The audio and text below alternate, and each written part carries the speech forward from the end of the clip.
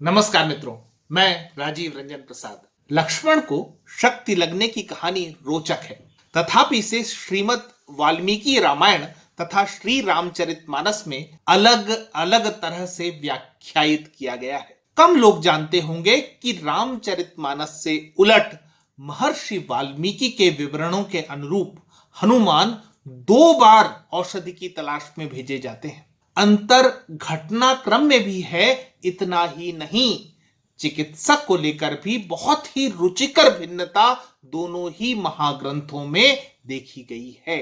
महाकवि तुलसीदास ने राम कथा का सरलीकरण किया है।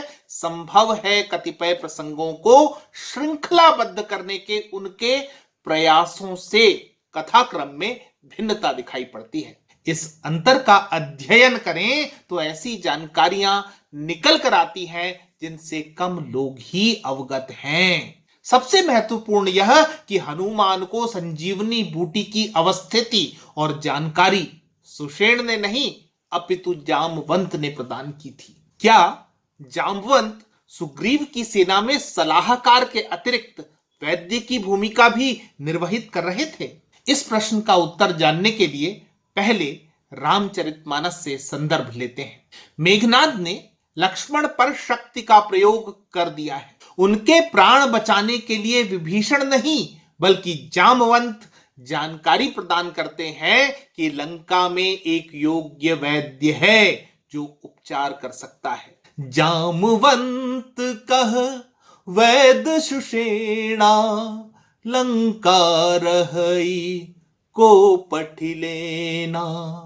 धरि लघु रूप गयऊ हनुमंता, आने भवन समेत तुरंता। राम पदार बिंद सिरा, नायऊ आई सुषेण। कहा नाम गिरि औषधि, जाहु पवन सुत लेन। अर्थात जामवंत ने बताया कि सुषेण नाम का वैद्य लंका में रहता है। उन्हें यहां बुलवाने के लिए कोई उपाय किए जाने चाहिए। तब हनुमान अपने लघु रूप में लंका नगरी के भीतर गए और निवास समेत ही वैद्य सुषेण को उठा लाए। वैद्य सुषेण ने श्री राम के चरणों में सिर नवाया, पहाड़ तथा औषधि का नाम बताकर कहा कि हे पवन कुमार, उसे आप लेकर आए। इसके बाद की कथा सर्वविदित है कि हनुमान बताए गए पर्वत तक पहुंच गए। उनसे औषधि की पहचान न हो सकी तो पर्वत ही उठा लाए। आगे तुलसी लिखते हैं, हर्षि राम भेटेऊ हनुमाना, अति कृतज्ञ प्रभु परम सुजाना। तुरत वैद तब कीन्ही उपाई, उठ बैठे लक्ष्मण हर्षाई।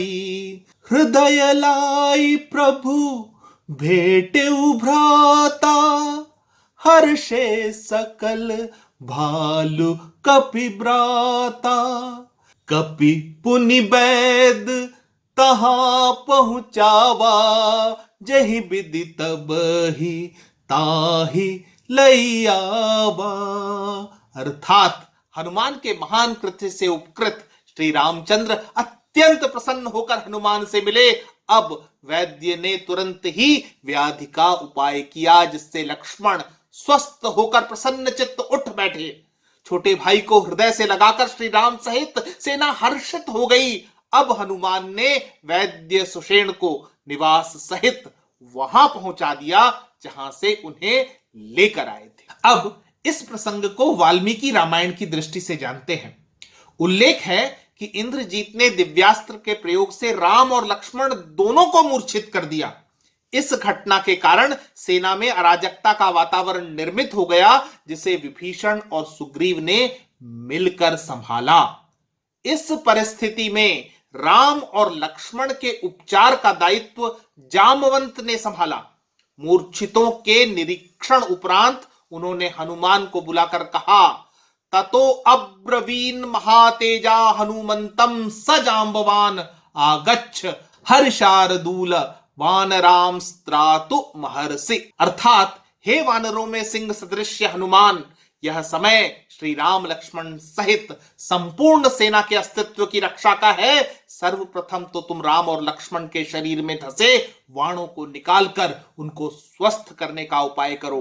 वाणों को शरीर से निकाले जाने के पश्चात जामवंत ने बताया कि हिमालय पर्वत में उस स्थान पर जाना होगा जहां मृडमय ऋषभ तथा कैलाश पर्वत के शिखरों के दर्शन होंगे। इन शिखरों के मध्य दिव्य औषधियों से भरा ऐसा पर्वत दिखाई पड़ेगा जो दीप्तिमान है। उस पर्वत से 4 प्रकार की औषधियां लानी है, अर्थात मृत संजीवनी, विशल्यकर्णी, सुवर्णकर्णी और संधानी। जामवंत आगे कहते हैं, ताह सर्वा हनुमन गृह्य क्षिप्रमागंतु महर्षि आश्वासय हरीन प्राणैर्योज्य गंधवहात्मज श्रुत्वा जाम्बवतो वाक्यम हनुमान मारुतात्मजः आपूर्यत बलोद हर्षे वायु वेगेरिवार्णवः। अर्थात हनुमान, तुम इन औषधियों को लेकर शीघ्र लौट आओ और मूर्छितों को आरोग्य देकर हतोत्साहित होती हुई वानर सेना को प्राण दान दो। जाम्बवंत की इन बातों को सुनकर हनुमान उसी प्रकार बल से भर गए जैसे महासागर वायु के वेग से व्याप्त हो जाता है।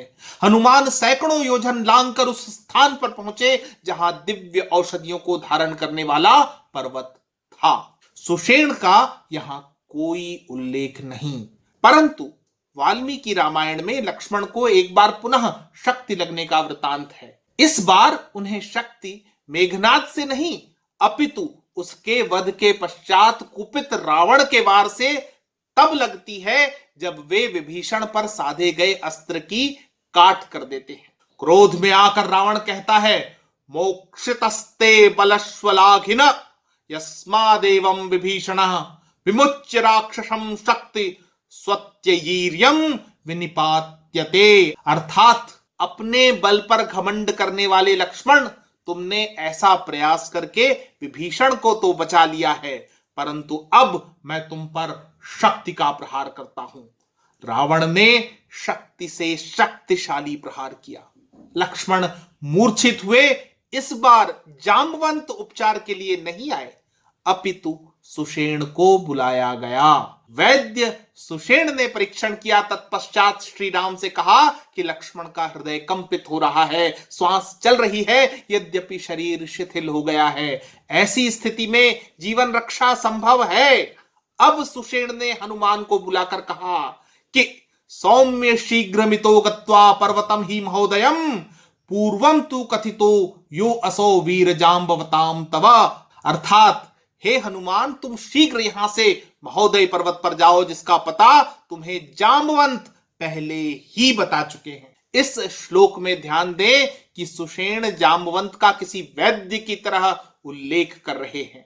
वे पुनः वही पूर्व निर्दिष्ट पर्वत का पता बता रहे हैं। सुषेण यही नहीं रुकते, अपितु हनुमान को जाम्बवंत द्वारा बताई गई वही औषधियां पुनः लाने का आदेश देते हैं जिनका इस युद्ध में शक्ति लगने पर पहले भी प्रयोग किया गया था। संजीव कर्णिम वीर संधानी च महोषधीम संजीवनार्थ वीरस्य लक्ष्मणस्य त्वमानय। अर्थात सुषेण हनुमान से कहते हैं कि मृत संजीवनी, विशल्यकर्णी, सुवर्णकर्णी और संधानी महाऔषधियों को लेकर तुरंत आ जाओ, जिनके प्रयोग से वीर लक्ष्मण की प्राण रक्षा हो सकती है। ध्यान दें कि तुलसीदास लिखते हैं कि लंका के वैद्य सुषेण की जानकारी जाम्बवंत को थी, जबकि वे पहले कभी लंका नहीं गए।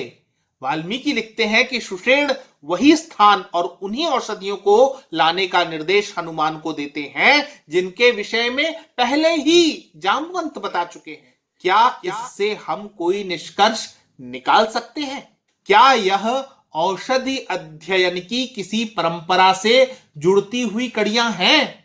संभव है एक ही अध्ययन केंद्र से चिकित्सा शास्त्र की जानकारी जाम्बवंत और सुषेण ने ग्रहण की हो, इसीलिए दोनों न केवल पूर्व परिचित हैं बल्कि एक ही शैली की उपचार विधि के ज्ञाता हैं। इस दृष्टिकोण से भी इस प्रसंग के पुनर्पाठ और शोध की आवश्यकता है। मित्रों आज इतना ही। फिर मिलता हूं ऐसी ही किसी कहानी के साथ। अगर आपको मेरा ये चैनल पसंद आ रहा है तो कृपया इसे सब्सक्राइब करें। आप इस कहानी को लाइक या शेयर भी कर सकते हैं। नमस्कार।